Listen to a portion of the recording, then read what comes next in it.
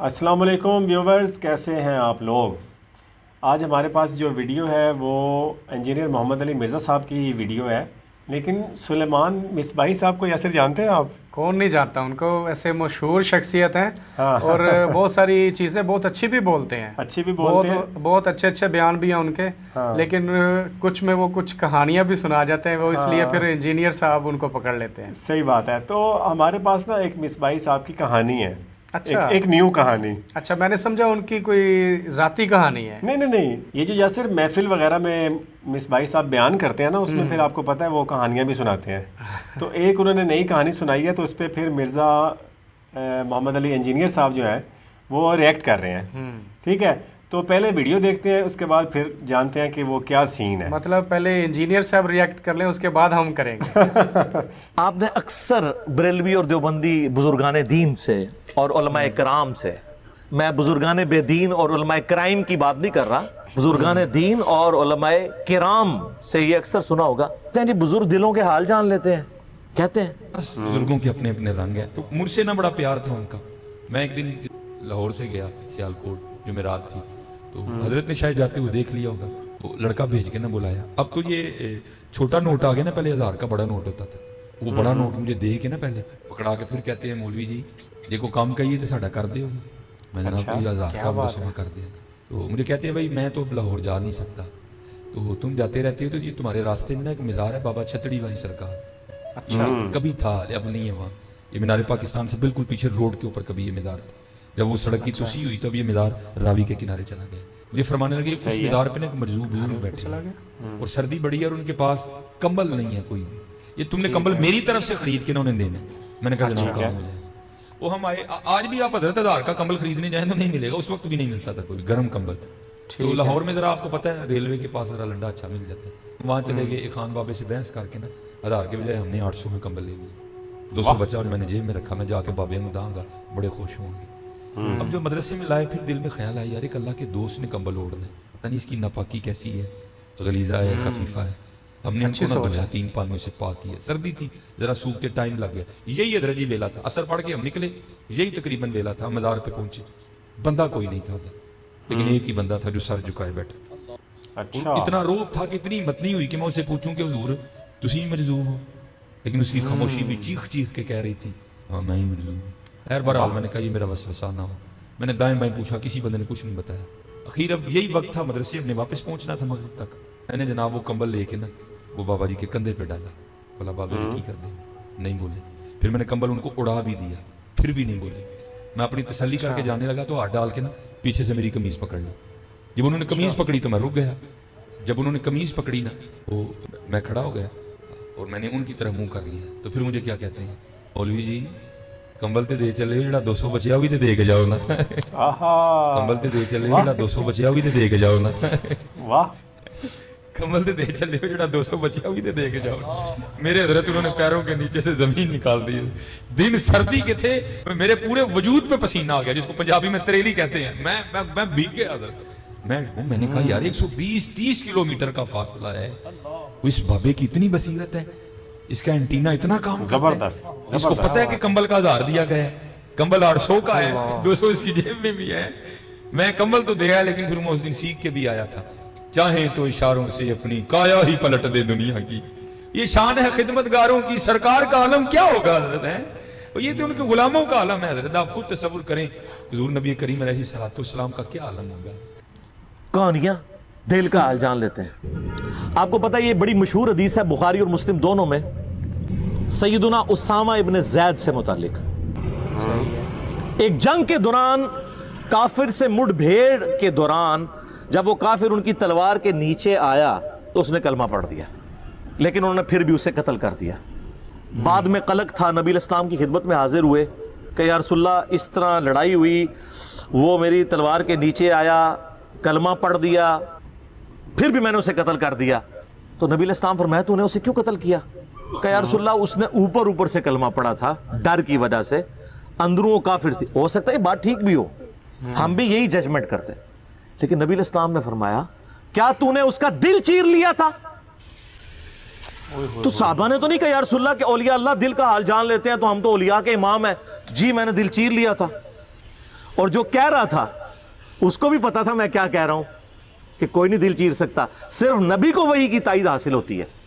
پھر آپ نے فرمایا اسامہ تو کیا کرے گا جب قیامت والے دن وہ کلمہ پڑھتا ہوا اللہ کے حضور تیرے خلاف مقدمہ قائم کرے گا, اسامہ تو کیا کرے گا, اسامہ تو کیا کرے گا, اسامہ تو کیا کرے گا. نبی علیہ السلام یہ الفاظ ریپیٹ کرتے رہے. سیدنا اسامہ کہتے ہیں میری خواہش ہوئی کاش آج سے پہلے میں کافر ہوتا اور آج کلمہ پڑھ کے مسلمان ہوا ہوتا, کم از کم میرا یہ گناہ تو دھل جاتا. اوئے ہوئے, اسامہ ابن زید عام بندہ نہیں. صحیح بخاری میں حدیث ہے کہ نبی علیہ السلام زانوں پہ ایک طرف حسن ابن علی کو بٹھاتے تھے تو دوسرے طرف اسامہ ابن زید کو, حضور کے بچوں کی مانند شخصیت, پوتا حضور کا صلی اللہ علیہ وآلہ وسلم. بڑے بڑے صحابہ غصے کی حالت میں نبی علیہ السلام کو اپروچ نہیں کرتے تھے تو اسامہ ابن زید سے سفارش کرواتے تھے. وہ جو بخاری مسلم میں حدیث ہے جب فاطمہ نامی عورت کی چوری کا مقدمہ آیا اور نبی علیہ السلام کو سفارش کی گئی, وہ بھی اسامہ کے ذریعے کی گئی تھی, لیکن حضور نے ادھر بھی لحاظ نہیں کیا. آپ نے فرمایا تم لوگ مجھے سفارشیں کرواتے ہو, اللہ کی قسم تم سے اگلے لوگ اس لیے تباہ و برباد ہوئے, ان کے اشرافیہ کے لیے الگ قانون ہوتے تھے اور عام لوگوں کے لیے الگ. اللہ کی قسم اگر میری بیٹی فاطمہ بھی چوری کرتی میں اس کے بھی ہاتھ کٹوا دیتا.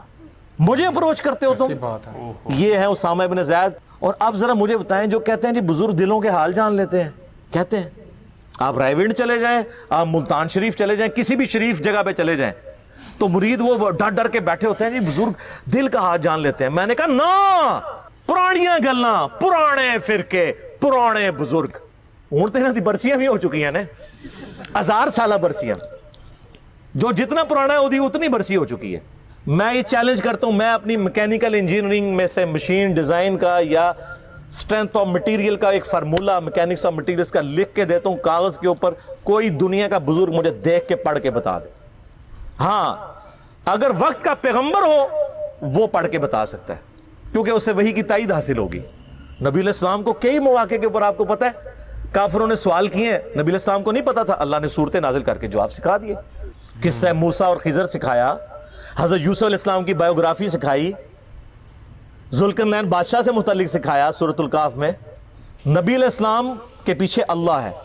سورہ آل عمران کی آیت نمبر 179 ہے کہ اللہ کی یہ شان ہی نہیں ہے کہ کسی غیر نبی کو غیب پر مطلع کرے, وہ اپنے پیغمبروں کو غیب کے اوپر اطلاع دیتا ہے, اور تمہارا کام ہے اللہ اور اس کے پیغمبروں پہ ایمان لاؤ بس.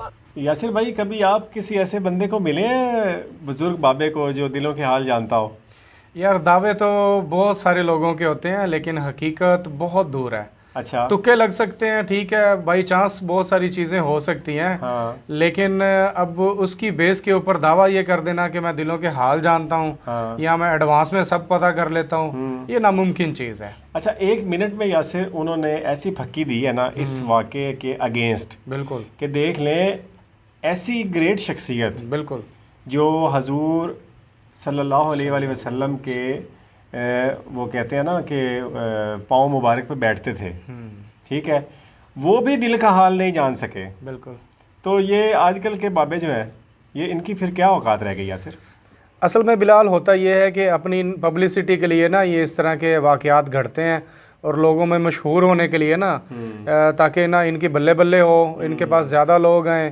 ظاہر ہے پھر بیک گراؤنڈ پہ 2 چیزیں ہوتی ہیں, ایک تو نذرانے بھی پھر ملتے ہیں, ٹھیک ہے, تعریفیں ہوتی ہیں, اور آپ کو پتہ ہے کہ تعریف کس کو بری لگتی ہے, ٹھیک ہے, سب کو اچھی لگتی ہے تعریف, اور یہی انسان کا ٹیسٹ ہوتا ہے کہ اللہ تعالیٰ ان کو آزمائش کرتا ہے, ٹھیک ہے. بعض دفعہ کچھ وہم ہوتے ہیں, کچھ خواب ہوتے ہیں, کچھ واقعات بائی چانس ہو جاتے ہیں, بعض دفعہ آپ دل میں کچھ سوچتے ہیں کہ ایسا ہو جائے تو کیا ہی بات ہے, اور ویسا ہی ہو جاتا ہے. تو وہ سب بائی چانس ہوتا ہے, وہ اس میں طاقت اس بندے کی نہیں ہوتی شامل. اچھا, 100 اگر فار ایگزامپل ایک پیر کے پاس 100 اس کا مرید آتا ہے اپنی حاجات لے کے, تو یاسر اس میں سے کچھ ایسے لوگ ہوں گے جن کی اللہ کی طرف سے وہ چیزیں پوری ہو جاتی ہیں خود بخود. ہاں, اگر کوئی بیمار ہے اس کو اللہ تعالیٰ شفا دے دیتے ہیں. بالکل. اگر کسی کو جاب نہیں مل رہی تو اس کو اللہ تعالیٰ روزگار دے دیتے ہیں.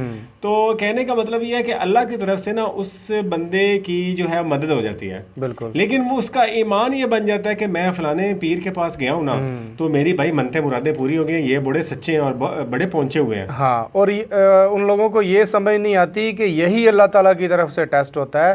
اللہ تعالیٰ ایسی سچویشن پیدا کر کے نا ان سے ٹیسٹ لے رہا ہوتا ہے کہ یہ میری طرف رجوع کرتے ہیں, میرے اوپر ایمان لے کے آتا ہے یا اس بندے کے اوپر. صحیح.